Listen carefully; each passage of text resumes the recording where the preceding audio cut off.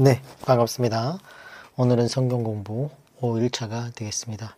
시작한 지 금방 시작한 것 같은데 어느덧 벌써 5일째가 됐고, 오늘이 지나면 토요일, 일요일은 음성 파일을 올려드리지 않습니다.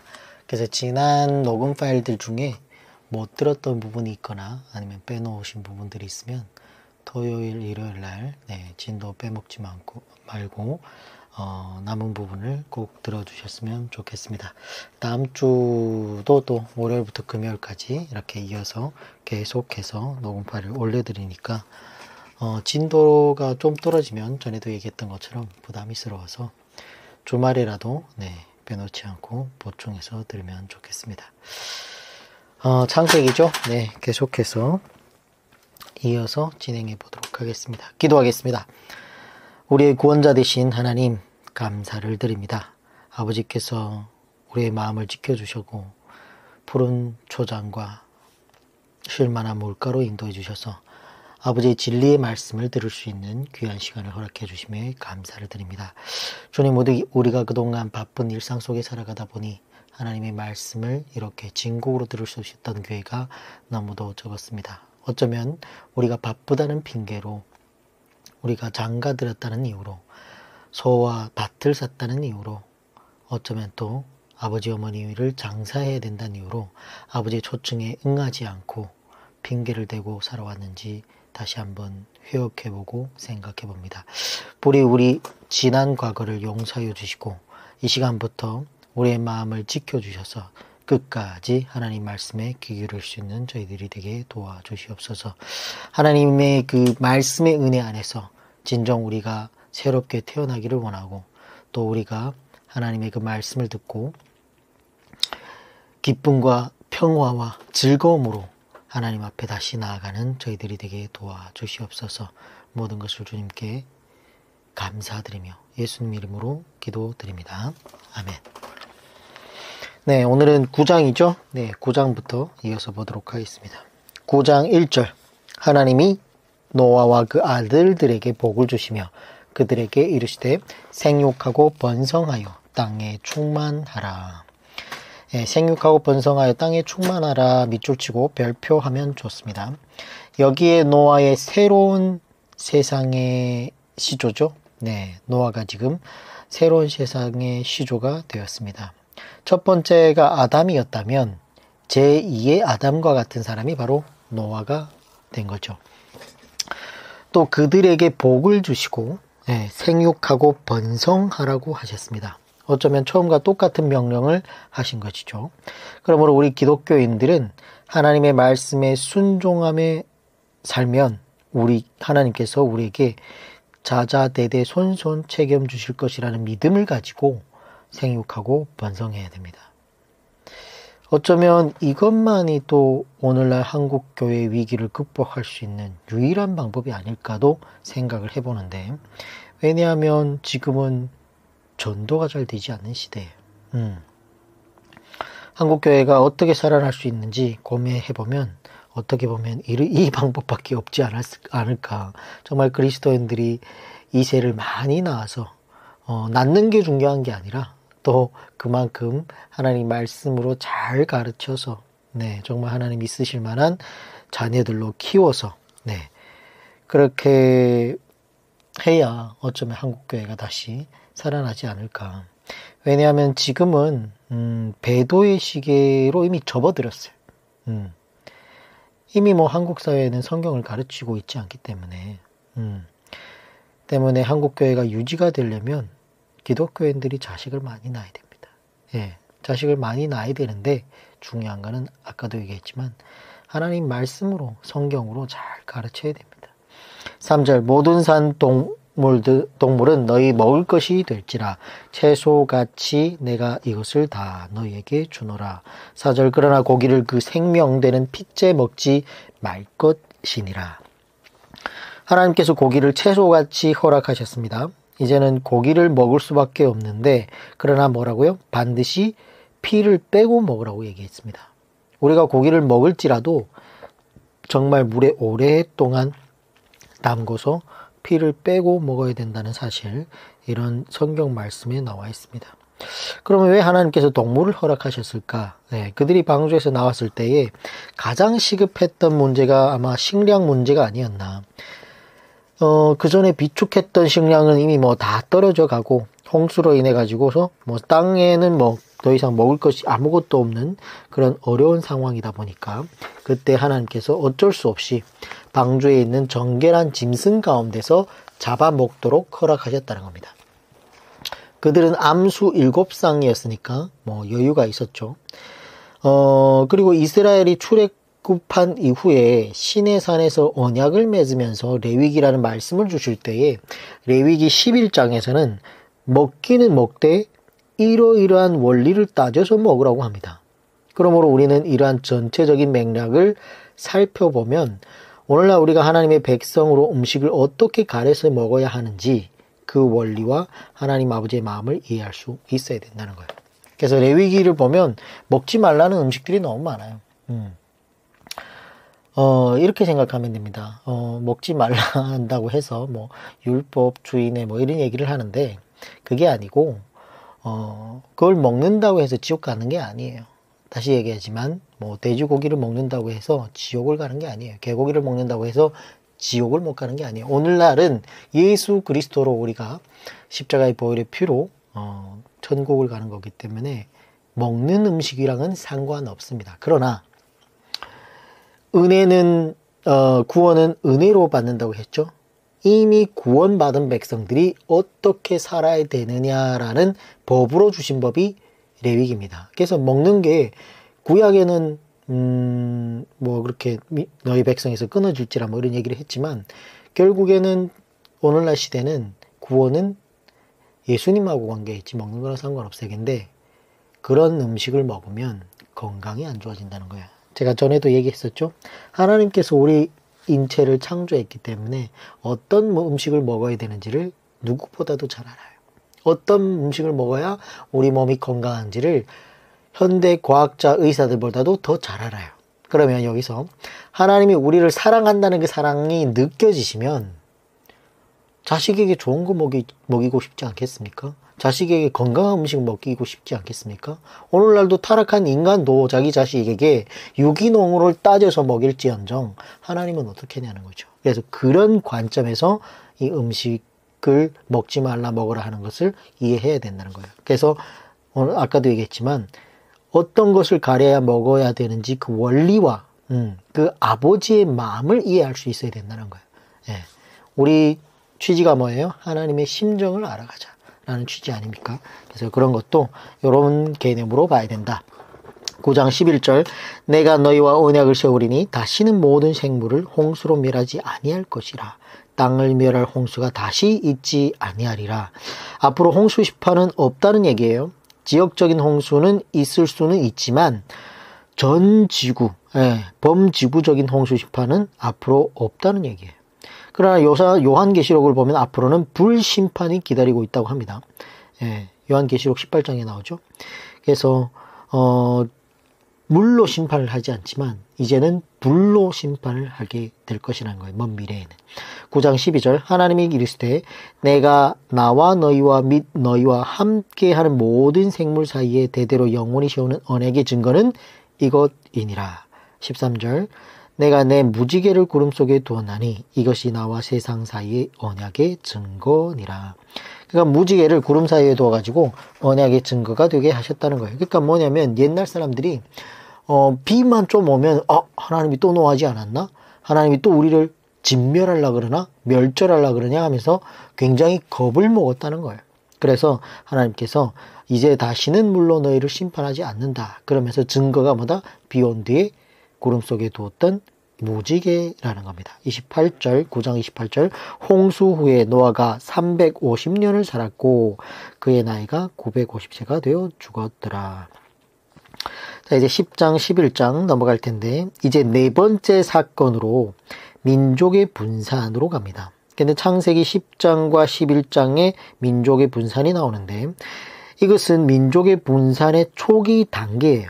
히브리인들이 논술 전개 방식은 덜 중요한 것을 먼저 다루고 중요한 것은 나중에 다루는 습관이 있습니다. 그래서 10장을 보면 가장 중요한 노아의 아들인 셈은 가장 나중에 소개되고 있다는 것을 볼 수 있어요. 즉 야벳과 함과 그리고 셈 계열을 이렇게 소개를 하는데, 그렇기 때문에 여기서는 11장을 먼저 보는 것이 좋습니다. 그래서 11장 1절을 먼저 보겠습니다. 11장 1절, 온 땅의 언어가 하나요, 말이 하나였더라. 온 세상의 언어가 하나였을 것이라는 것은 일반 언어학자들도 인정하는 부분이 있습니다. 말이 하나였다는 거예요.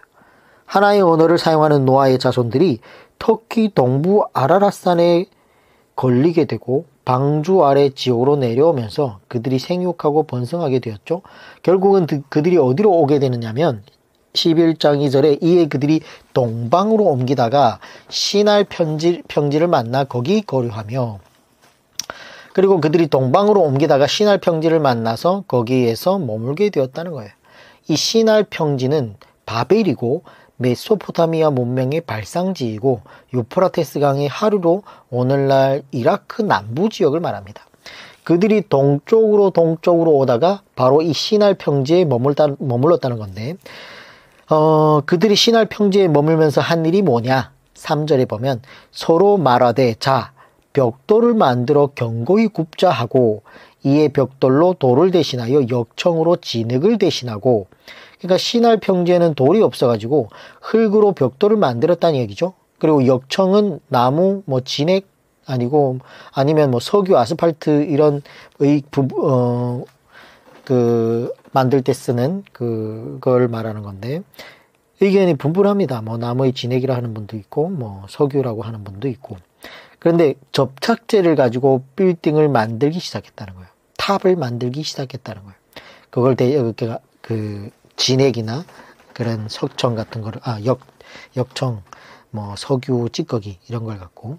4절, 또 말하되 자 성읍과 탑을 건설하여 그 탑 꼭대기를 하늘에 닿게 하여 우리 이름을 대고 온 지면에 흩어짐을 면하자 하였더니, 그러니까 그들이 도시와 빌딩을 건설하자는 거예요. 그리고 그 빌딩 꼭대기를 하늘에 닿게 하자는 거였습니다. 이것이 타락한 사람의 본성입니다.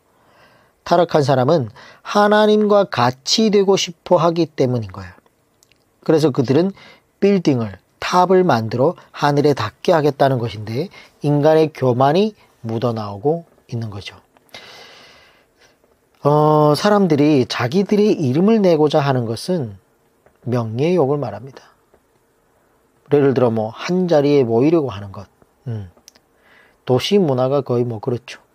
타락한 사람의 본성이 작동하여 만든 것이 바로 도시 문화입니다. 그러므로 우리는 도시 문화를 즐기고 그런 정신을 따라가서는 안 되고, 그들이 이렇게 빌딩을 짓고 도시 문화가 만들어지고 거기에서 인간들이 모여서 하나님께 도전하려고 하는 그런 시대가 오늘날도 왔다는 거예요.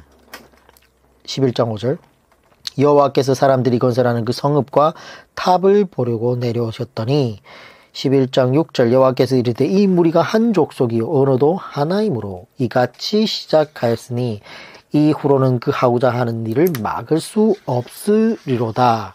자, 인간이 집단적으로 악을 꾀하고 교만하고 타락하면, 그리고 그것이 어느 선을 넘어서면 하나님께서 막을 수 없다는 거예요. 하나님께서 오늘날의 인류의 타락을 막을 수 있을까요? 없을까요? 어느 정도의 선상을 넘어가면 하나님도 손 쓰기 힘들다는 거예요. 하나님이 손을 쓰고 싶어도 알곡이 다칠까봐 손을 못 쓰고 있어요, 지금. 오늘날 교회에 만연된 타락을 하나님께서 막을 수 없다는 거예요. 그제인가? PD수첩에 요즘 다락방이 난리 났던데, 성추행. 어느 정도 인간이 타락하면 똑같죠? 성윤리가 무너진다는 거예요. 성윤리가 무너지니까 어떻게? 포악해진다는 거예요. 다락방 그 얘기를 쭉 이렇게 저도 생방송으로는 못 보고 이렇게 다락방 얘기를 찾아봤는데, 너무 안타까워요. 다락방은 이미 정통교내에서 이단으로 분류가 됐지만, 그런 사람들이, 그런 이단들 때문에 교회 목사라는 사람들이 다 욕을 먹잖아요, 또. 집체로. 자, 그래서 어느 정도 악의 선이 넘어서면 하나님도 막지 못하신다는 것을 볼 수 있습니다. 그런데 제2의 인류가 시작되었는데 벌써 이렇게 되니까 이제 얼마 전에 벌써 멸절을 했는데 벌써 또 이렇게 타락했다는 거예요. 하나님께서 이번에도 어쩔 수 없이 개입하셔가지고 물리적인 방법을 취했는데 7절 자 우리가 내려가서 거기서 그의 언어들을 혼잡하게 하여 그들이 서로 알아듣지 못하게 하자 하시고 자 우리가 내려가서 우리가 밑줄칩니다. 네, 삼위일체를 나타내는 거죠. 성부, 성자, 성령 복수를 쓰고 있습니다. 그래서 우리가 내려가서 거기서 그들의 언어를 혼잡하게 하여 8절 여호와께서 거기서 그들을 온 지면에 흩으셨으므로 그들이 그 도시를 건설하기를 그쳤더라. 그러므로 이 이름을 바벨이라 하니 이는 여호와께서 거기서 온 땅의 언어를 혼잡하게 하셨음이었더라. 여호와께서 거기서 그들을 온 지면에 흩으셨더라. 바벨이란 바벨론을 가리킵니다. 하나님께서 그들의 언어를 혼잡하게 하셨는데 여기에 혼잡하다라는 말이 히브리어는 발랄입니다. 발랄. 그렇게 해서 메소포타미아에서 전 세계로 흩어지게 되었는데 인류는 아프리카에서 탄생했다고 하는 것은 진화론자들이 하는 얘기예요. 기독교는 아프리카 기원설이 아니라 메소포타미아 문명설을 말하고 있습니다. 여기서 인류의 문명이 이렇게 다시 시작이 된 거죠. 이때 하나님께서 언어를 약 1만 가지로 나누신 것이 아닌가 그렇게 봅니다. 현재 4천 가지는 없어졌대요. 6,000개의 언어가 지금 현재 남아있다고 하는데 앞으로 인터넷 등으로 세계화되면서 급속도로 언어가 통일될 것이고 결국은 우리가 영어로 통일이 될 게 거의 뭐 뻔하죠. 그래서 영어를 사용하는 영국과 미국 뒤에 유태인들이 지금 큰 소리를 치는 세상이 오게 될 것입니다. 나중에 우리 13번째 지파 뭐 이런 것도 공부하면 좋은데 결국은 다시 인류는 하나의 언어로 제2의 바벨탑인 적 그리스도의 나라를 세우려고 하고 있다는 겁니다. 그러므로 적 그리스도의 나라의 언어는 영화가 될 가능성이 많다는 거죠. 하지만 제2의 바벨탑 역시도 첫 번째 바벨탑과 마찬가지로 하나님의 심판으로 실패로 끝나게 될 거라는 겁니다. 그러므로 우리가 나중에 요한계시록을 볼 텐데 거기에 보면 무너졌도다 큰 성 바벨론이요. 18장 2절, 계시록 18장 2절에 이런 말씀이 나오는 것을 볼 수 있습니다. 이미 바벨이라는 어떤 나라가 창세기부터 등장하고 있습니다. 이것이 고대 바벨론이고 후에 이스라엘의 역사 가운데 남유다를 멸망시킨 바벨론은 신바벨론, 바벨로니아이고 그리고 요한계시록에도 바벨론이 등장하는데 이러한 바벨론은 마지막 바벨론의 그림자와 같은 역할을 하는데 마지막 바벨론은 적 그리스도의 나라로 마지막 멸망 일보 직전에 초대 강국이 등장하게 되지만 그러나 그것도 하나님의 심판 가운데 멸망받게 될 것이라는 것을 나중에 볼 수 있어요. 이처럼 첫 번째 바벨론은 하나님께서 언어를 혼잡하게 하셔서 실패로 끝나게 되는 것을 볼 수 있죠. 이처럼 바벨탑이 지어졌지만 실패로 끝난 것으로 성경은 기록하고 있습니다. 자, 다시 창세기 10장으로 갑니다. 이렇게 약 1만 가지 언어로 흩어진 셈과 함과 야벳 계열의 사람들이 초기에는 어떻게 분산되었고 그들이 어디에 머물러 있었는지가 이렇게 기록되어 있습니다. 그래서 언어가 하나였던 사람들이 언어가 혼잡하게 되어 흩어져서 초기에 어디에 분포하고 있었는가를 창세기 10장에서 얘기하고 있어요. 그래서 드라마에서도 항상 중요하지 않은 것이 먼저 나오고 나중에 주인공은 마지막에 나오는 것처럼 막내인 야벳부터 이렇게 등장을 하는데 10장에는 10장 2절에 야벳의 아들은 고멜과 마곡과 마대와 야완과 두발과 메섹과 디라스요. 워낙 많이 섞여서 뭐 명확하게 구분할 수는 없지만 대략 뭐 이렇게 나오고 있습니다. 그 고멜은 뭐 게르만족이 되는 거고 게르만족의 대표가 뭐 독일이죠. 그리고 마곡은 스키디아족, 러시아나 우크라이나나 발트 뭐 이런 3국이 되는 거고 마대는 성경에 나오는 메대로 나중에 페르시아를 이루게 되는 거죠. 오늘날 이란이 됩니다.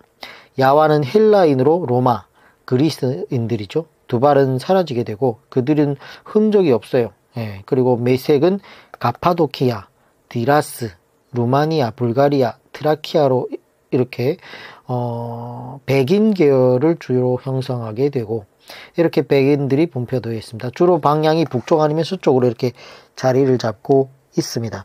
3절 고멜의 아들은 아스그나스와 리밧과 도갈마요.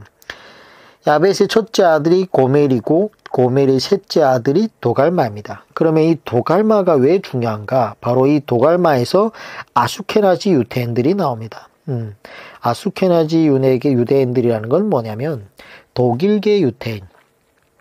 도갈마에게는 10명의 아들이 있었고 그 중에 7번째 아들이 가자르인데 가자르의 후손이 바로 개종한 유대인인 아수케나지 유대인들.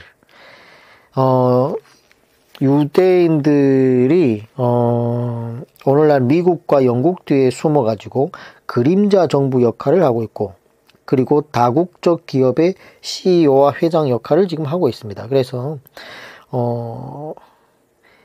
박근혜 대통령이 미국이나 영국에 가서 만나고 오는 인물들이 다 하나같이 아수케나지 대통령입니다. 그래서 이 아수케나지 유태인들, 오늘날의 그 유명한 기업들의 백인 계열의 유태인들, 다 이 아수케나지 유태인들이고, 실질적으로 그 전쟁을 하고 있는 황인종 유대인들은 진짜 아브라함의 계통이고, 그래서 이 가차르라는 나라가 있었어요. 근데 흔적도 없이 사라졌어요. 그러면서 이 사람들이 뿔뿔이 흩어져 가지고 지금 독일계 유태인들이 됐는데 지금은 미국 뒤에 숨어서 젖과 꿀이 흐르는 땅을 이렇게 돈으로 움직이고 있는 금융 괴물들이 됐죠. 그래서 아마 이 13번째 지파 속에서 유태인들이 나오지 않을까, 적그리스도가 나오지 않을까 그렇게 보고 있습니다. 이 얘기는 솔직히 말하면은 한 3시간 정도의 특강을 들어야 됩니다. 그래서 나중에 이어서 특강으로 한번 다뤄보도록 하겠습니다. 자, 그리고 이 아수케나지 유태인들이 선조가 도갈마라는 얘기고, 도갈마는 셈 계열이 아닌 야벳 계열이죠. 예. 그래서 아브라함의 후손이 아닌 거예요. 그래서 셈 계열이 아브람과 피안붕을도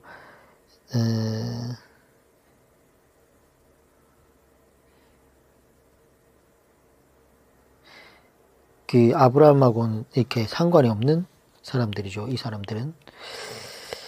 자, 그런데도 자기들은 아브람의 후손이라고 이렇게 유태인이라고 하고 있는데, 그래서 역사를 우리가 추적해서 공부해보면 역사 중간에 그들이 개종했다는 것을 알 수 있습니다.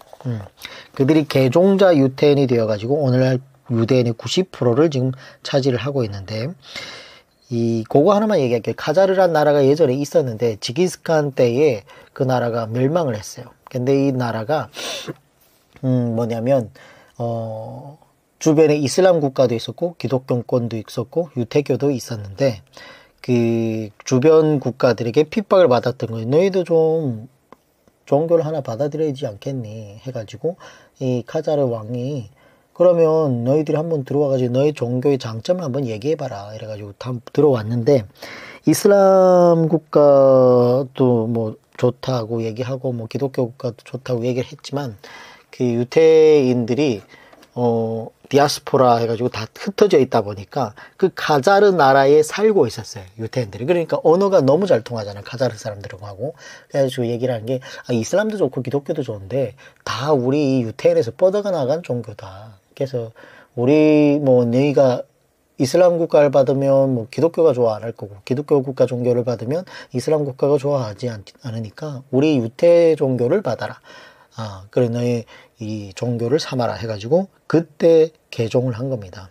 근데 흔적도 없이 사라졌고, 그 사람들이 이렇게 독일계 막 이렇게 들어가가지고 나중에 뭐 고리대금도 하고, 처음에는 이래가지고 금융업을 지금 장악을 한 그런 유태인들입니다. 간단하게 얘기하고 나중에 한번 특강으로 할게요. 우리는 이 인물들을 자세히 지켜봐야 돼요. 그래서 그 이유는 거기에서 적 그리스도의 나라를 이루려는 그 어떤 강력한 적 그리스도가 등장할 가능성이 많기 때문이에요. 중요한 것은 도갈마는 셈 계열이 아닌 야벳 계열이라는 거예요. 10장 5절에 이들로부터 여러 나라 백성으로 나뉘어서 각기 언어와 종족과 나라대로 바닷가의 땅에 머물렀더라. 자, 그래서 유럽은 다 바다예요. 카스피해, 흑해, 북해, 대서양, 지중해, 발트해 뭐 이런 수많은 바닷가의 땅인데 야벳 계열은 이처럼 바닷가의 땅에 머물게 되었다는 거예요. 그래서 거의 뭐 백인들이죠, 이 사람들은. 10장 6절 함의 아들은 구스와 미스라임과 북과 가나안이요. 두 번째 아들은 함은 아프리카로 가게 되어가지고 흑인을 주로 형상하게 되었던 걸로 보고 있습니다. 구스는 성경에 많이 등장하죠. 에티오피아입니다. 미스라임은 이집트예요. 붓은 리비아이고 가나안은 그 유명한 가나안 족속들입니다. 그래서 가나안 족속들은 함의 아들들이에요. 그러므로 족보상으로 보면 결국은 이스라엘과 가나안의 전쟁은 형제 간의 전쟁이라는 거예요. 이처럼 내 민족이 함의 가문을 통해서 형성되게 된다는 거예요. 자, 그리고 야벳의 자손 중에서도 유명한 사람이 있었는데 함의 자손 중에도 또 유명한 사람이 있습니다. 바로 구스가 또 10장 8절에 구스가 또 니므롯을 낳았으니 그는 세상의 첫 용사라. 여기에 이 니므롯이 아주 유명한 인물인데 여기에 용사라는 말은 11절의 용가만이라는 말과 같은 히브리어로 쓰고 있어요. 기프로라는 발음을 쓰고 있는 히브리어를 쓰고 있는데 이 말은 좋은 뜻으로 해석할 수도 있고 나쁜 뜻으로도 해석할 수도 있어요. 그래서 좋은 뜻으로 해석하면 용사가 되는 것이고 나쁜 뜻으로 해석하면 폭군입니다. 폭군. 그는 나쁜 뜻으로 해석을 해야 되겠습니다. 그래서 그러므로 그는 첫 번째 폭군이었다라고 해석하는 것이 맞습니다. 10장 9절에 그가 여호와 앞에서 용감한 사냥꾼이 되었으므로 속담에 이르기를 아무는 여호와 앞에 니므롯같이 용감한 사냥꾼이로다 하더라. 근데 여기에 여호와 앞에서라는 말은 헬라어로 에난티온 퀴리오라는 발음을 쓰는데 이 말은 여호와께 대적하는 뭐 이런 말로 해석할 수도 있어요. 그래서 용감한 사냥꾼도 잘못된 번역인 거예요. 이전 개역 성경에는 특이한 사냥꾼이라는 말이 차라리 좀 더 맞을 수 있어요. 그래서 여호와께서 대적하는 아주 특이한 사냥꾼이었다. 아마도 그는 짐승이 아닌 사람을 사냥하는 사냥꾼이 아니었나 이렇게 미루어 짐작을 해봅니다. 그는 사람을 사냥해서 바벨탑을 쌓은 것 같아요. 그래서 뒤에 어떤 폭군이나 압제자가 나타나면 니므롯이 생각날 정도로 그는 유명한 폭군이었다는 거예요. 10장 10절 그의 나라는 시날 땅의 바벨과 에렉과 악각과 갈레에서 시작되었으며 니므롯의 나라는 시날 땅의 바벨에서 시작되었다는 것인데 유태인의 역사가 요세푸스에 의하면 니므롯이 바벨탑을 쌓도록 주동한 인물이라고 이렇게 나와 있어요. 그리고 그도 아마 거인족이 아니었을까 이렇게 생각을 해봅니다. 엄청난 힘을 가지고 사람들을 닥치는 대로 사냥해서 바벨탑을 쌓도록 주동한 인물이 아닐까 그렇게 본다는 거예요. 상당히 일리 있는 이야기이기도 합니다. 그러므로 바벨을 하면 니므롯이 나와야 돼요. 10장 12절 및 니느웨와 갈라 사이에 레션을 건설하였으니 이는 큰 성읍이라. 이는 큰 성읍이라고 했는데 이처럼 사람을 닥치는 대로 사냥하고 강제로 동원을 시켜서 큰 성읍을 건축했던 사람이 바로 함의 자손인 니므롯이었다. 이렇게 볼 수 있습니다. 여기에서 우리는 도갈마와 니므롯을 기억해야 됩니다. 네, 나중에 연결이 되는 부분이 있어요.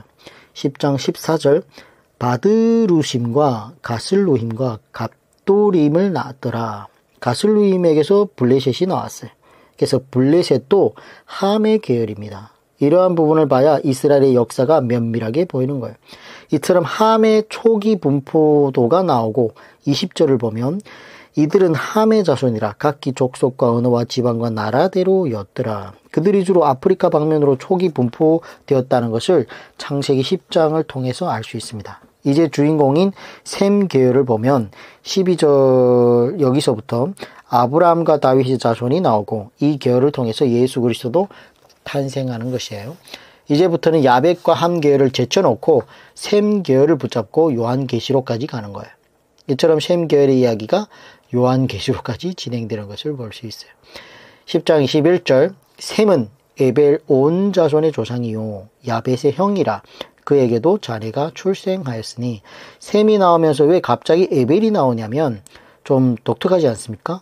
그러니까 셈의 아들은 에벨이 아닌데 22절에 보면 셈의 아들은 엘람과 아수르와 아르박삭과 룻과 아람이요. 예. 셈의 아들은 첫째는 엘람이고 이는 엘리메안 족속입니다. 그들은 야벳의 후손인 마대 족속과 함께 고대 페르시아를 이룬 사람들이에요. 그러므로 현재 페르시아의 후손인 이란에 가보면 백인도 있고 황인도 있어요. 이처럼 오늘날의 페르시아라고 할 수 있는 엘람 족속이 나오고 그리고 그 유명한 아수르가 셈 계열에서 나오고 세 번째는 아르박삿이 나옵니다. 노아는 그러니까 우리는 노아를 붙잡았고 셈을 붙잡아야 하고 그리고 아르박삿을 붙잡아야 한다는 거예요. 족보로. 처음부터 보면 아담에서 셋으로, 셋에서 에노스로, 에노스에서 무드셀라로, 무드셀라에서 노아로, 노아에서 셈으로, 셈에서 아르박삿으로, 그리고 아르박삿에서 에벨로 이렇게 이어지는 것인데 이 아르박삿이 바로 아브라함의 선조가 됩니다. 그리고 네 번째 룻은 리디아를 이루게 돼요. 리디아를. 리디아는 오늘날 터키의 이즈미르주에 해당이 되는데 마지막으로 아람은 이스라엘 위에 북쪽에 있는 시리아를 이루게 되고 수도가 다마스커스, 다메섹이죠. 이렇게 셈 계열이 형성되었는데 이제부터는 아르박삿을 붙잡아서 우리가 쭉 보도록 하겠습니다. 10장 24절 아르박삿은 셀라를 낳고 셀라는 에벨을 낳았으며 자 이제야 에벨이 나옵니다. 그런데 21절에 셈 족보가 나오자마자 셈은 에벨 온 족속의 조상이라 이렇게 나왔죠. 그렇다면 에벨이 중요한 인물이라는 거예요. 그러면 에벨이 중요한 이유는 왜 중요한가? 이런 걸 살펴봐야 되는데 창세기 10장 25절에 에벨은 두 아들을 낳고 하나의 이름은 벨렉이라 하였으니 그때의 세상이 나뉘었으며 벨렉의 아우의 이름은 욕단이며 자 에벨이 아들을 낳았는데 그 아들의 이름을 벨렉이라 하고 그때 세상이 나누어졌다 또 얘기하고 우리는 여기서 바벨탑 사건으로 하나님께서 언어를 1만 가지로 나누실 때가 바로 벨렉이 태어나기 직전이었다는 것을 알 수 있어요. 그러므로 언어가 혼잡하게 되어 민족이 나누어지는 큰 나눔의 사건이 있었기에 에벨이 아들을 낳자마자 아들의 이름을 나눔이라고 지었다는 거예요. 벨렉이라고 지었다는 거예요. 그래서 셈, 아르박삭, 에벨, 에벨렉 정도의 족보는 우리가 반드시 외우고 있는 것이 좋습니다. 그래서 나눔이라고 하는 벨렉, 그래서 에벨이 아들이죠. 자 그리고 벨렉의 아우로 욕단이 있습니다.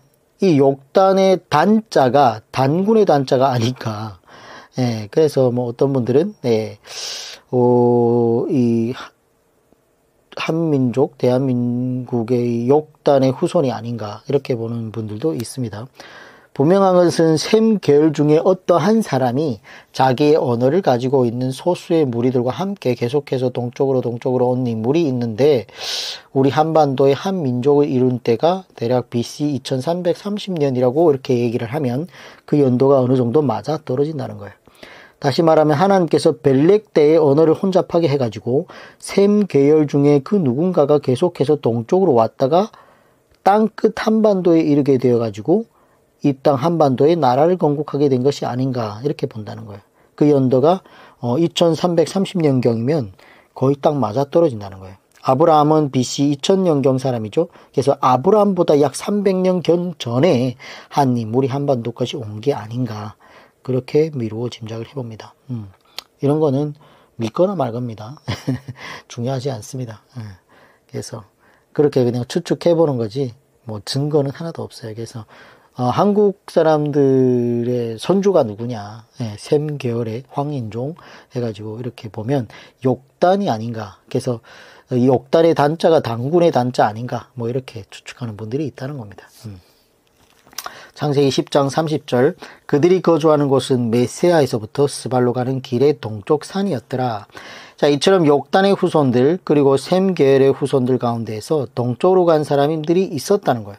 해가 지지 않는 동쪽 한반도까지 누군가는 왔다라는 거예요. 그래서 이쪽에서 이렇게 후손들이 자라나게 됐다는 거예요. 이처럼 셈 계열의 사람들이 분포하게 되면서 황인으로 그리고 체형과 몸이 변화가 되었다는 거예요. 셈 계열의 황인족들은 대체적으로 순진하고 착했던 것 같습니다.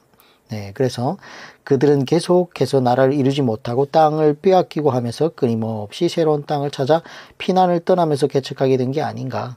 그래서 이처럼 셈 계열들이 흩어지게 되었다라고 보기도 합니다. 31절 이들은 셈의 자손이니 그 족속과 언어와 지방과 나라대로였더라. 32절 이들은 그 백성의 족보에 따르면 노아 자손의 족속들이요 홍수 후에 이들에게서 그 땅의 백성들이 나뉘었더라. 이 단락이 나뉘면서 여기에 등장했던 모든 민족, 모든 나라가 다 노아의 자손들이라 이렇게 얘기하면서 마무리가 됩니다. 그러므로 모두가 다 한 가족들이라는 거예요. 우리는 아담의 150대 손, 160대 손, 노아의 한 140대 손 이렇게 보고 있습니다. 그래서 우리는 이런 마음을 가지고 땅 끝까지 가서 우리의 형제와 자매들에게 복음을 전해야 되는 거예요. 왜냐하면 다 가족이니까, 다 형제니까. 네. 자, 창세기 11장으로 다시 돌아옵니다. 창세기 11장 10절. 셈의 족보는 이러하니라. 셈은 100세 곧 홍수 후 2년에 아르박삿을 낳았고. 자, 아르박삿은 홍수 후에 태어난 첫 번째 사람이에요. 네, 그렇다면 아까 우리 창세기 10장 22절의 기록은 출생 순서가 아닌 걸로 보고 있죠. 네, 이렇게 봤을 때 셈의 아들은 엘랏과 아수르와 아르박삿과 룻과 아람이요 이렇게 얘기했잖아요. 근데 셈의 족보는 이러하니라. 셈은 100세 곧 홍수 후 2년에 아르박삿을 낳았다. 그러니까 아르박삿을 제일 처음에 낳았다는 거예요. 이런 걸 봤을 때. 그래서 14절 셀라는 30세에 에벨을 낳았고 에벨은 34세에 벨렉을 낳았고 계속해서 다른 이야기 없고 그냥 오직 낳았다 이런 얘기만 하고 있습니다. 자, 그리고 11장 26절에 데라는 70세에 아브람과 나홀과 하란을 낳았더라. 자, 사실 이것을 보려고 우리가 지금까지 여기까지 온 거예요. 셈의 족보가 에벨에서부터 벨렉으로, 벨렉에서 데라로, 데라에서 믿음의 조상 아브람으로 이어진다는 것을 볼 수 있어요. 그래서 창세기 11장 10절 이하의 족보를 통해서 알 수 있는 것은 첫째는 첫 아이의 출산 연령이 낮아졌다는 거고 둘째는 인간의 수명이 빠른 속도로 단축되고 있다는 것을 또 기록하고 있고 그래서 모세의 시대에는 7, 80세 정도로 떨어진 것을 볼 수 있어요. 그래서 지금까지 우리는 뿌리 역사에 해당되는 원역사 2000년을 지금 살펴보았습니다.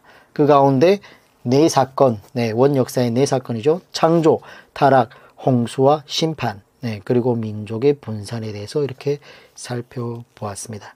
자, 그리고 이제 우리가 네 인물, 히브리 족장사 아브라함, 이삭, 야곱, 요셉에 대해서 이렇게 살펴보게 될 텐데, 이 아브라함, 이삭, 야곱, 요셉에 대해서 얘기를 하려고 해도 굉장히 또 분량이 많습니다.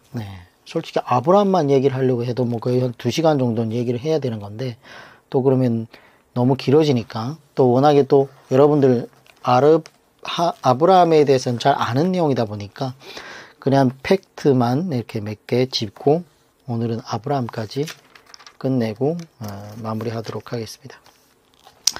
자, 아브람이란 이름의 의미는 고귀한 아버지라는 뜻이고 아브라함이라는 이름은 열국의 아버지라는 뜻이에요. 그래서 하나님께서 아브람을 부르신 것은 갈대아 우르에서가 아니라 하란에서 불렀어요. 그래서 처음에 하나님께서 왜 자신을 부르셨는지 아브라함도 잘 몰랐을 거예요. 그리고 어디로 가게 되는지도 알지 못했을 거예요. 그런데 이 아브라함을 선택하시는데 창세기 12장에서 50장까지가 이 족장사가 이렇게 나옵니다. 자, 이 내용을 뭐 워낙에 다 잘 알기 때문에 일단 아브라함은 믿음의 조상입니다. 네, 그는 믿음의 사람이죠. 그래서 아브라함을 이야기할 때 반드시 읽어야 할 부분은 바로 12장 1절에서 3절의 말씀입니다. 1절 여호와께서 아브라함에게 이르시되 너는 너의 고향과 친척과 아비집을 떠나 내가 내게 보여줄 땅으로 가라. 내가 너로 큰 민족을 이루고 내게 복을 주어 내 이름을 창대하게 하리니 너는 복이 될지라. 너는 축복하는 자에게는 내가 복을 내리고 너를 저주하는 자에게는 내가 저주하리니 땅의 모든 족속이 너로 말미암아 복을 얻을 것이라 하신지라. 너는 복이 될지라. 진짜 신령한 복은 아브라함으로부터 오게 된다는 것입니다. 아브라함이 복의 근원이라는 거죠. 그래서 참 아브라함을 안다라는 것만큼 복된 일이 없다는 거예요. 왜냐하면 아브라함을 아는 사람들은 예수 그리스도를 다 알 테니까. 예수 그리스도를 아는 것보다 더 큰 복이 있다 없다? 없다는 거예요. 네. 그래서 그리스도인들은 복을 이미 다 받았어요. 예수 그리스도를 알고 믿고 하나님을 사랑하기까지 천국에 소망을 두기까지 그보다 더 큰 복이 어디 있어요. 그래서 예수를 믿었다는 것만 여러분들은 이미 복을 다 받았기 때문에 더 큰 복을 바라지 않으셔도 된다는 겁니다. 세상에 참 우리 눈으로 보기에는 복 받은 사람들이 많은데 예를 들어 뭐 돈이 어마어마하게 많다거나 아니면 뭐 명예가 있다거나 하면 권력이 있다거나 그런데 그들 중에 예수 그리스도를 모른다 아니면 아브라함을 모른다. 복이 되는 그는 복이 될지라고 한 아브라함을 모른다. 그러면 어쩌면 나보다도 못한 사람이에요. 아무리 돈이 많아도 아브라함을 모른다? 그러면 어쩌면 태어나지 않기보다도 못한 사람이라는 거예요. 아무리 돈이 많아도 저랑 똑같잖아요. 돈이 많아도 하루 3끼를 먹으면 나도 하루 3끼 먹을 수 있어요. 옷도 뭐 10벌 입는 게 아니잖아요. 다 같이 옷을 한 벌 입지 않습니까? 뭐 좋은 거 먹냐 나쁜 거 먹냐 차이가 있죠. 그런 것처럼 아무리 부자고 명예가 있고 권력이 있더라도 아브라함을 모르면 나보다도 못한 사람이라는 거예요. 그래서 아브라함은 그렇게 땅의 모든 족속의 복이 되었다는 거예요. 참 대단하지 않습니까? 자, 그는 특별히 목숨을 걸고 뭐 위험을 무릅쓰면서 사역을 하기 위해서 부르심 받은 것은 같지 않고 하나님을 믿는 것이 그의 사명이 되었던 것 같다는 거예요. 그래서 참 이 금방 읽었던 이것도 너는 너의 고향과 친척과 아비집을 떠나 내가 내게 보여줄 땅으로 가라. 내가 너로 큰 민족을 이루게 하고 이렇게 지금 얘기를 했는데 아브라함이 순종했다는 거예요. 오늘날 여러분에게 지금의 삶의 터전을 버리고 저기 아프리카 땅으로 지금 당장 가라. 그러면 갈 수 있겠어요? 쉽지 않아요. 지금이야 뭐 전화도 있고 비행기도 있고 버스도 있고 자가용도 있고 많지만 이때 당시에는 자기 짐을 다 꾸려지고 걸어가야 되잖아요. 한 번도 우리는 그래도 아프리카가 어떻게 생겼는지 TV라도 볼 수 있지만 모르는 곳에 심지어 아는 사람 한 명도 없는 곳에 떠났다는 거예요. 그게 참 놀라운 겁니다. 아브라함. 그래서 믿음의 선조가 됐고 믿음의 조상이 되었던 거죠. 자, 그래서 바로 이러한 삶의 모델로 사는 것이 어쩌면 아브라함의 사명이 아니었나. 그래서 하나님께서는 아브라함과의 교제를 통해서 아브라함을 보여주시는 것뿐만 아니라 오히려 하나님 자신이 인자한 모습을 또 보여주기도 합니다. 그래서 무슨 뜻이냐면 이 노아 홍수를 거치고 나서 인간들이 하나님하고 너무 많은 오해가 생겼다는 거예요. 하나님은 너무 무서운 분이시다. 너무 막 멸절하고 이런 두려움의 대상이다라고만 생각하였는데 아브라함과 이런 교제를 통해서 정말 하나님의 그 인자하심과 하나님의 그 사랑하심과 하나님의 그 친구 같은 모습, 그런 모습을 또 보여주는 것을 볼 수 있습니다. 자, 그래서 12장에 보면 아브라함이 애굽에 갔다가 또 자기 아내를 누이라고 해가지고 또 이렇게 하는 장면도 나옵니다. 그래서 이런 걸 보고 어떤 목사님들은 아브라함이 겁쟁이다 이런 얘기를 하는데 목숨이 더 중요하다라는 걸 깨달아야 돼요.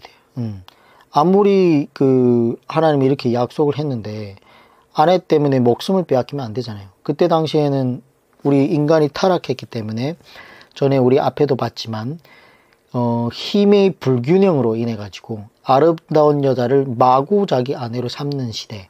그래서 누가 아름답다 그러면 그냥 남편을 죽여버리고 자기 아내로 삼았기 때문에 애굽을 내려갔는데 사라가 또 너무 아름다워요. 예. 그래가지고 그 아내 때문에 자기가 죽을 것 같으니까 누이라고 했다. 그래서 이런 것도 겁쟁이라고 설교를 하면 안 되고 소유보다 목숨이 중요하다. 이런 걸 알면 좋고 13장에는 그런 얘기가 나옵니다. 아브람과 롯이 또 양떼가 많아지니까 다투는 얘기가 나오는데 아브람이 양보하죠. 아브람께서 네가 우하면 내가 좋아하고 내가 좋아하면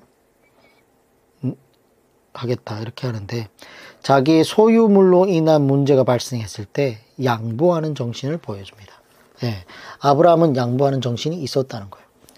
양떼와 속떼가 너무 많아 조카 롯과는 동거하기가 어려웠기 때문에 아브라함이 당연히 자기의 선택의 권리와 기회를 먼저 조카에게 주고 자기가 양보하는 모습을 볼 수 있습니다. 그래서 아브라함의 신앙과 야곱의 신앙을 대조해보면 현저한 차이가 있는데 그 중에 특별한 것은 아브라함의 다투지 않는 정신이요 양보하는 정신이라는 것을 알 수 있습니다. 그래서 이런 것도 보시면 좋고 그리고 예배를 소중하게 여기는 아브라함의 모습을 볼 수 있어요. 어디를 가든지 단을 쌓기를 게을리지 않는 아브라함을 볼 수 있어요. 아브라함이 어디에서 예배하는 법을 배웠는지는 우리가 알 수는 없지만 그는 장막을 치는 곳마다 거기서 제단을 쌓고 하나님께 제사를 드렸다는 겁니다. 그래서 하나님께서는 이렇게 예배하는 사람을 찾는 것이 아닌가. 누가 시키거나 강요해서가 아니라 스스로 하나님께 감사의 제사를 드리는 것. 감사로 제사를 드리는 자가 하나님을 영화롭게 하는 거예요. 시편 50편의 23절에 그렇게 나옵니다. 그래서 감사로 제사를 드리는 자가 하나님을 어떻게 영화롭게 한다는 거예요. 그래서 아브라함은 모래 상수리 나무 숲을 근처에 우갈 때나 헤브론에서나 브엘세바에서나 하나님 앞에 제단을 쌓고 거기 제사를 드리면서 하나님을 섬기는 장면을 볼 수 있어요.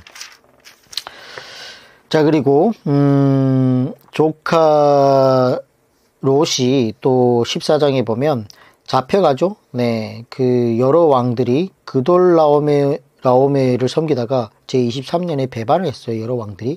그래가지고 전쟁을 치르는데 그 여러 왕들이 소돔과 고모라의 재물과 양식을 다 빼앗아가고 거기에 또 아브라함의 조카로 또 사로잡혀 갔다는 거예요. 그래가지고 아브라함이 훈련된 자 318명을 거느리고 단까지 쫓아가가지고 조카와 그 빼앗긴 모든 것을 다 빼앗아 오는 것을 그런 것을 볼 수 있습니다. 그래서 이런 모습만 봐도 아브라함은 겁쟁이가 아니에요. 겁쟁이면 이렇게 할 수가 없죠. 그래서 또 318명을 거느렸다라는 것 또한 이방 땅에서 유태인들은 남자만 해지 않습니까? 장정들만 세는 습관이 있는데 그 여자와 자식들을 다 보면 거의 한 1000명이 넘는 그런 부족을 거느리는 족장이었다는 거예요. 그래서 이런 것만 봐도 아브라함은 이방 땅에 갔으나 하나님을 믿는 선교사 역할을 정확히 했다는 거예요. 자기가 길리고 훈련된 자를 318명을 거느리고 갈 정도면 정말 오늘날 말하면 대형교회 목사였다 이렇게 볼 수도 있겠습니다. 자, 그리고 그 전장에서 받은 물건들을 어떻게 11조를 이렇게 멜기세덱에게 드리는 것을 볼 수 있습니다. 그리고 그 전장에서 얻은 소유물로 인해 가지고 내가 부자가 됐다. 이런 얘기를 듣고 싶지 않다. 이런 얘기를 했던 사람이 바로 아브람입니다. 자, 그리고 15장에는 상속자 엘리에셀이 나오죠. 아브라함이 자녀가 없으니까 상속을 자기 청지기인 엘리에셀에게 모든 것을 물려주려고 했는데 하나님께서 아니다. 네, 15장 4절에 보면 여호와의 말씀에 그에게 말하여 이르시되 그 사람이 내 송작자가 아니다. 내 몸에서 날 자가 내 상속자가 되리라 하시고 그를 이끌고 밖으로 나가 이르시되 하늘에 우러러 무뼈를 셀 수 있나 보라 하고 또 그에게 이르시되 내 자손이 이와 같이 같으리라. 6절 아브라함이 여호와를 믿으니 여호와께서 이를 그의 의로 여기시고 이런 것도 보세요. 아브라함이 여호와를 믿으니 그것을 의로 여겼다. 의롭다고 여겨주셨다. 어제도 잠깐 얘기했었던 건데 완전한 의인은 없습니다. 인간이 완벽하게 타락을 했기 때문에. 근데 하나님을 믿는 그 순수한 마음을 하나님께서는 의롭다고 여겨주신다는 거예요. 자, 그리고 13절에 여호와께서 아브라함에게 이르시되 너는 반드시 알라. 내 자손이 이방에서 객이 되어 그들을 섬기겠고 그들은 400년 동안 내 자손을 괴롭히리니 16절에 내 자손은 4대 만에 이 땅으로 돌아오리니 이는 아버지 족속의 죄악이 아직 가득 차지 아니하였느니라 하시더라. 자, 아직은 아브라함에게 자식을 주지 않았어요. 그런데 미리 이런 얘기를 한다는 거예요. 미리. 이런 게 예언이라는 거예요. 근데 이 얘기가 이루어지지 않아요? 이루어진다는 거예요. 그러니까 이런 성경을 보고 우리는 믿을 수밖에 없는 거예요. 역사가 어떻게 일어날지를 미리 예언하는 예언자. 네. 오늘날 무당들도 미래는 못 맞춰요. 미래는 뭐 어떻게 알 수밖에 없어요. 알 수 없어요. 하나님밖에 몰라. 그래서 어떤 분이 그러잖아요. 아들을 낳을지 딸을 낳을지 몰라가지고 아들을 낳아야 되는데 무당한테 점치러 가니까 아들이라 그러더래. 근데 그래서 자녀를 낳았는데 딸이 나왔다는 거예요. 그래서 무당한테 가서 따지려 그러니까 무당이 써놨더래. 몇 년 몇월 며칠에 딸을 낳을 것이라고 이렇게 써놨더래. 그래가지고 딸을 낳을 것 같아 그러면 낳지 않을 것 같아서 그 딸이 앞으로 큰일을 할 건데 안 낳을 것 같아서 아들을 낳는다 그랬대요. 그러니까 참 그런 거죠. 그러니까 아들을 낳으면 찾아와요, 찾아 안 와요? 안 오지. 말이 맞았으니까. 근데 딸을 낳으면 찾아와야 안 와요? 당연히 찾아오지. 그러니까 미리 써놓는 거예요. 이렇게 찾아올 줄 알고 이렇게 딸을 낳았는데 그 딸이 어마어마한 일 할 거라고. 그래서 미래 뭐든 못 맞춘다니까요. 근데 하나님은 이렇게 아직 자손을 주지 않았는데도 4대 만에 이 땅으로 돌아오리라. 이렇게 미리 예언하는 모습을 볼 수 있습니다. 이런 예언들이 역사적으로 이루어진다는 거예요. 그리고 가나안 족속, 아모리 족속이 아직 죄악이 가득 차지 아니함이었더라. 하나님이 오래 참으시는 것을 볼 수 있습니다. 16장 3절 아브라함이 아내 사레가 그 요종 애굽 사람 하갈을 데려다가 그 남편 아브라함에게 첩으로 준 때는 아브라함이 가나안 땅에 거주한 지 10년 후였더라. 자, 그러니까 아브라함이 75세에 부름을 받았고 10년 후면 85세에 지금 하갈을 데려다가 이세를 낳은 거예요. 우리 믿음이 이렇습니다. 끝까지 믿어야 되는데 가끔 가다 보면 되는 거예요, 안 되는 거예요. 이거 하나님이 주는 거예요, 안 주는 거예요. 나한테 준다고 했는데 언제 주는 거예요 도대체. 이러면서 끝까지 믿어야 되는데 믿지 못하고 흔들린다, 흔들리지 않는다, 흔들릴 때가 있다는 겁니다. 자, 그래서 16절 하갈이 아브라함에게서 이스마엘을 낳았을 때 아브라함 나이가 86세였더라. 자, 그래서 85세에 하갈을 맞이해서 이스마엘을 이렇게 낳습니다. 그랬더니 17장 1절에 아브라함이 99세 때에 여호와께서 아브라함에게 나타나서 그에게 이르시되 나는 전능한 하나님이라. 너는 내 앞에서 행하여 완전하라. 17장 1절에. 자, 그래서 아브라함의 이런 실수를 하나님께서 뭐라고요? 행하여 완전하라. 우리 믿음이 말로만 고백한다고 완전해지는 게 아니라 행해야 됩니다. 순종해야 됩니다. 하나님께서 아브라함에게 너 나랑 약속한 거 지켜라. 너의 행동으로 옮겨라. 그래서 어떻게? 완전해져라. 이렇게 얘기하고 있지 않습니까? 자, 그래서 5절 이제 후로는 내 이름을 아브라함이라 하지 아니하고 아브라함이라 하리니 이는 내가 너를 여러 민족의 아버지가 되게 하람이다. 그래서 열국의 아버지라고 해서 아브라함 이라고 이름을 바꿔줍니다. 그리고 아랫부분에는 이렇게 이스마엘부터 시작해서 아브라함하고 약속해서 할례를 받는 장면이 쭉 나오죠.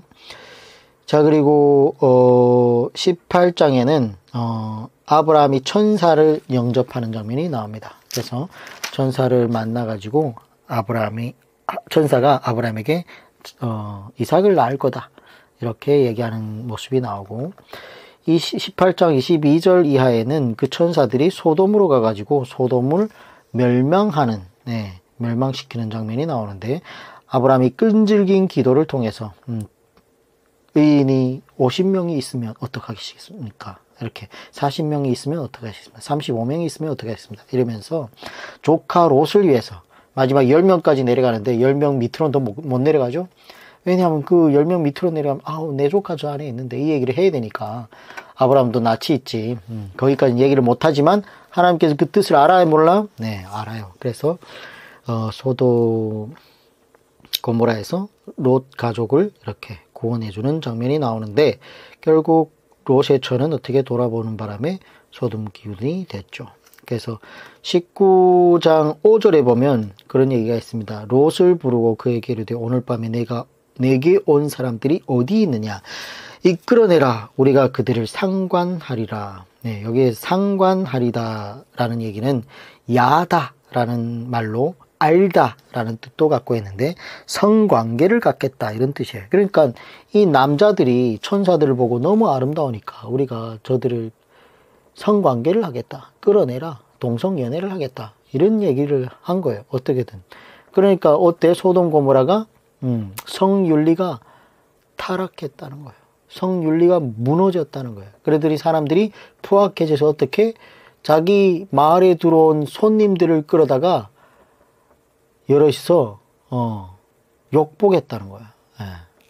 그러니까 하나님께서 심판할 수밖에 없는 지경이 되었다는 거예요. 그러면 오늘날 퀴어 축제나 뭐 그리스도인들 중에서도 동성애를 찬성하고 옹호하는 이런 사람들이 있는데 되겠습니까? 안 되죠. 자, 그래서 19장엔 그런 얘기가 쭉 나오고, 롯의 처도 소금 기둥이 되는 것도 보고, 그리고 31절에 무슨 얘기 나오면 롯의 딸들이 아버지를 강간하는 얘기가 나옵니다. 롯의 딸들이 아버지를 술 먹여가지고 자기들이 그 배필이 될 사람이 없다 그러면서 아버지한테 들어가서 동침을 해가지고 자녀를 낳는데, 그게 그 모압이랑 누구죠? 베남미, 암몬, 암몬이었다는 거예요. 모압이랑 암몬. 그래서 성경을 가르치는 사람이 없이 그냥 읽으라고 하면 안 됩니다. 이런 거를 보면 오해가 생겨버려요. 그러니까 어떤 목사님이 자기 아버지한테 성경을 그냥 집어던져 줬다가 아버지가 성경을 읽었는데 성경에서 이런 얘기가 나오는 거예요. 딸이 아버지를 강간하는 얘기가 나와가지고, 야, 니네 교회 가서 이런 거 배웠나 하면서 오해가 생겨가지고 그 다음부터 성경을 읽지를 않는 거예요. 인간이 완벽히 타락했기 때문에 이런 죄악, 그리고 소돔 고모라에서 배운 게 그거니까, 성윤리가 무너졌으니까. 그러니까 이렇게 행한다는 것을, 인간이 정말 완벽히 타락했기 때문에 이런 죄악들이 아무렇지 않게 행해진다는 것을 알고 성경을 보면 괜찮은데, 그걸 모르고 읽었다가 어르신이 오해가 생겨버리고 다시 성경을 읽지 않으면 그 한 영혼을 실족하게 한 그 죄는 어떻게 감당하려고. 그래서 마땅히 성경을 가르치는 사람이 있어야 되고 안내하는 자가 있어야 된다는 겁니다. 불신자한테 그냥 성경을 집어던지고 읽으라고 했다가 오해가 생겨버리면 안 되니까. 자, 20장에는 그랄 왕에게 사라를 빼앗기는, 또 똑같이 애굽에 갔던 것처럼 누이라고 하는 장면이 나옵니다. 그래서 그 집안에 태를 하나님께서 다 닫으셨다가 꿈에 현명해가지고 그 여자를 다치지 말라. 왜냐하면 이제 곧 이삭을 지금 잉태해가지고 이삭을 낳아야 되는데 이 그랄 왕이 또 사라를 또 욕보면 안 되니까 하나님께서 급해서 현명에 나타나는 것을 볼 수 있습니다. 그래서 그 집안의 태를 다 닫으셨다가 다시 열어주는 그런 장면이 나오고, 21장에는 사라와 여종이 다투죠. 라헬이 또 이삭을 괴롭혔더니 사라와 여종이 다툽니다. 그래서 결국에는 또 아브라함이 이삭을 내보내는 그런 게 나옵니다. 그래서 또 그 이스마엘을 또 하나님께서 돌봐주시는 그런 내용이 21장에 나오고 22장에 드디어 우리가 알고 있는 아브라함을 시험하시려고 하나님이 그를 부르시되 22장 1절에 그 일 후에 하나님이 아브라함을 시험하시려고 그를 부르시되 아브라함아 하시니 그가 이르되 내가 여기 있나이다 하면서 여호와께서 이르시되 내 아들 내 사랑하는 독자 이삭을 데리고 모리아 땅으로 가서 내가 네게 일러준 한 산 거기에서 그를 번제로 드리라. 자, 독생자를 제사로 드리라 이런 얘기를 하나님께서 하는 거예요. 그러니까 그때 당시에 밀곰이라든지 몰렉이라든지 이런 신들이 자녀들을 이렇게 산 제물로 이렇게 받았는데 이방 잡신들도 저렇게 충성을 다 하는데 아브라함한테 선물로 준 이 이삭의 아브라함이 마음을 너무 뺏겼어. 이제 하나님이 뒷전인 거야. 너무 예뻐가지고 이삭을 너무 커하니까 하나님께서 시험해 보시려고 내가 너한테 준 선물을 갖고 지금 너무 그렇게 애지중지하면서 지금 나를 버려? 이러면서 하나님이 좀 실험을 해보는 거죠. 그래서 번제로 드리라고 했더니 4절에 제3일에 아브라함이 눈을 들어 그곳을 멀리 바라본지라. 이에 아브라함이 종들에게 이르되 너는 나귀와 함께 여기서 기다리라. 내가 이 아이와 함께 저기 가서 예배하고 우리가 너에게로 돌아오리라. 자, 이런 얘기가 있을 때는 목사님들이 사모님이랑 이렇게 상의하면 안 됩니다. 아브라함이 사례랑 상의를 했더라면 이 노인네 나이가 너무 많이 들었어 하면서 이삭을 안 줬겠죠. 묵묵하게 몇 명 종만 이렇게 딱 챙겨가지고 데리고 가는데 5절에 보면 종들을 기다리라고 해요. 왜냐하면 데리고 갔다가 제사로 드리려고 하는데 어떻게 종들이 우리 주인이요 무슨 뭐 하시는 겁니까 지금 우리 도련님을 이렇게 제사로 드리면 어떻게 합니까? 막 이렇게 말리면 안 되니까 마음이 흔들릴 수 있잖아요. 그래서 아브라함이 아예 종들을 거기서 기다리고 내가 아이와 함께 저기 가서 예배하고 우리가 너희로 돌아오리라. 내가 제사 드리고 올 테니까 너희 여기서 기다리라. 이렇게 따라 못 오게 하는 모습을 볼 수 있죠. 자, 근데 7절에 이삭이 그 아버지 아브라함에게 말하여 이르되 내 아버지여 하니 내가 이르되 내 아들아 여기 있나이다. 이삭이 이르되 불과 나무는 있거니와 번제할 어린 양은 어디 있나이까. 마음이 너무 아프지 않겠어요? 야, 번제물이 바로 너야 짜샤 이렇게 속으로는 생각하지만 얼마나 마음이 아프겠어요. 다 크고 지금 막 한 17살, 15살 요래 됐는데 한창 제일 예쁠 때 드리려고 하니까 마음이 흔들지 않겠습니까? 그리고 여기 아까 제4절에 제3일에 여기다 동그라미 치면 좋습니다. 3일 길을 걸어갔다는 거야. 우리가 우리의 마음은 뭐라고요? 결심이 하루도 못 간다 그러나 그런 얘기 있지 않습니까? 마음이 하루만 지나도 흔들리고 이런데 3일 길을 걸어가는 동안 아브라함이 얼마나 많은 고뇌와 얼마나 많은 고민들이 있었겠어요. 전차 들어야 되나 이거? 그냥 모른다고 할까? 이번에는 순종하지 말까? 이번만큼은 이해해 주지 않을까? 이런 식으로 얼마나 많은 고민이 있었겠어요. 근데도 걸어갔다는 거예요. 근데도 데리고 갔다는 거예요. 근데 이삭이 또 물어보니까 얼마나 마음이 아팠겠어. 아브라함이 이르되 내 아들아 8절입니다. 아브라함이 이르되 내 아들아 번제할 어린 양은 하나님이 자기를 위하여 친히 준비하시리라 하고 두 사람이 함께 나아가서 하나님이 그에게 일러주신 곳에 이른지라. 이에 아브라함이 그곳에 제단을 쌓고 나무를 버려놓고 그의 아들 이삭을 결박하여 제단 나무에 놓고 이 이삭도 자기 아버지에게 순종했다는 거예요. 15살, 16살 됐으면 아버지가 자기를 결박할 때 달아날 수 있어 없어요? 있다는 거예요. 만약에 달아났으면 나이 많은 100세가 넘은 아버지가 115세, 116세가 되는 아버지가 이삭을 쫓아갈 수 있겠습니까? 근데 순종했다는 거예요. 아버지의 뜻에 순종했다는 거예요. 10절 손을 내밀어 칼을 잡고 그 아들을 잡으려 하니 여호와의 사자가 하늘에서부터 그를 불러 이르되 아브라함아 아브라함아 하시는지라. 아브라함이 이르되 내가 여기 있나이다 하매 사자가 이르되 그 아이에게 손을 대지 말라. 그에게 아무 일도 하지 말라. 내가 내 아들 내 독자까지도 내게 아끼지 아니하였으니 내가 이제야 내가 내 하나님을 경외하는 줄을 아노라. 아브라함이 눈을 들어 살펴본즉 순양이 뒤에 있는데 뿔이 수풀에 걸려 있는지라. 아브라함이 가서 그 순양을 가져다가 아들 대신에 번제로 드렸더라. 아브라함이 그 땅 이름을 여호와 이레라 했으므로 오늘날까지 사람들이 이르기를 여호와의 산에서 준비되리라 하였더라. 여호와의 사자가 하늘에서부터 두 번째 아브라함을 불러 이르시되 여호와께서 이르시니 내가 나를 가리켜 맹세하노니 내가 이같이 행하여 밑줄 치고 동그라미 치면 좋습니다.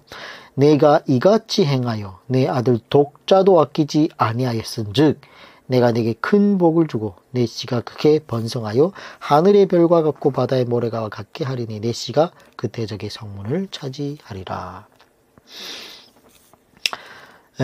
참 행했다는 거야. 순종했다는 거야. 그래서 하나님께서 감탄을 합니다. 야, 내가 이같이 행하여 100세 얻은 독자를 지금 나를 위해서 아끼지 아니하였은즉. 그러면서 어떻게? 아브라함과 하나님은 서로 자신의 독생자를 서로 건네줄 수 있는 그런 사이가 되어버린다는 거예요. 나중에 아브라함의 후손, 아브라함의 그리스도인들, 믿는 자들을 위해서 어떻게? 예수 그리스도, 하나님의 독생자를 주셨잖아요. 놀랍지 않습니까? 또 내 씨로 말미암아 천하 만민이 복을 받으리니 18절입니다. 또 내 씨로 말미암아 천하 만민이 복을 받으니 이는 내가 나의 말을 준행하였음이니라. 내 씨, 예수님이죠. 아브라함 뒤로, 아브라함의 자녀로, 아브라함의 자손으로 예수님이 태어나지 않습니까? 그래서 천하 만민이 복을 받는다는 거예요. 놀랍지 않습니까? 우리는 지금 성경을 통해서 아브라함이 이렇게 했으니까, 그래, 아브라함이 그런 모범이라도 보였으니까 하나님께서 뭐 내놓으라 할 일은 없겠지만 내놓으라 하면 내놓아볼까? 뭐 이런 생각이라도 할 수 있지만 아브라함은 그때 전후무한 경험도 없고 누구한테 들은 얘기도 없고 근데 하나님을 믿고 하나님 말씀에 순종했다는 거야. 그래서 오늘날의 믿음의 조상이 되었다는 겁니다. 자, 그래서 참 75세 하나님을 부르심을 받아가지고 175세까지 100년을 하나님과 동행합니다. 아브라함의 믿음은 100년을 하루같이 한결같이 하나님을 섬기면서 살았던 것 같습니다. 문화의 도시 갈대아 우르를 떠나가지고 낯선 땅에 있으면서 고향 생각이 나지 않았겠습니까? 근데 결코 과거로 돌아가지 않았고 그가 나온 바 본향을 사모하였더라면 얼마든지 돌아갈 수 있었을 텐데 그 고향을 사모하지 않고 어떻게? 하늘 본향을 바라보고 살았던 거예요. 그래서 한 번 갈대아 우르에서 떠난 후에 다시는 돌아가지 않는 것을 볼 수 있어요. 뭐 여행 삼아래도 아니면 뭐 추억 삼아래도 아니면 다 한번 구경 삼아래도 나중에 그 이삭의 그 아내를 맞이할 때라도 잠깐이라도 가볼 만도 한데 다시는 그쪽을 향해 가지 않았다는 거예요. 아브라함은 이런 것이 선교사의 조상이 되었다는 거예요. 어쩌면 오늘날 선교사들도 한 번 파송을 받은 후에는 그곳에 자신의 뼈를 묻고 다시 또 고향 땅으로 바라보지 않는 그리고 오직 하늘 본향을 바라보면서 선교하는 그런 자세가 필요할 수도 있다는 거예요. 자, 그래서 믿음의 조상 아브라함 그는 진실로 믿음으로 살았다라는 이런 것을 우리가 성경을 통해서 볼 수 있다는 거예요. 추억이나 과거에 매이지 않고 언제나 미래의 소망을 가지고 살았고 그리고 그는 하나님을 사랑하면서 그리고 사람들을 또 사랑하면서 하나님께서 그런 사람들을 위해서 한 성을 예비했는데 그게 바로 천국이라는 거예요. 그래서 낙원이라고도 우리가 하는데 낙원을 가리켜서 아브라함의 품이라고 얘기합니다. 아브라함은 오고 오는 시대에 모든 믿는 사람, 모든 성도, 모든 선교사의 표상이 된 사람이라는 거예요. 그래서 아브라함의 이런 성품만 봐도 참 놀랍다라는 말밖에 할 수 없는,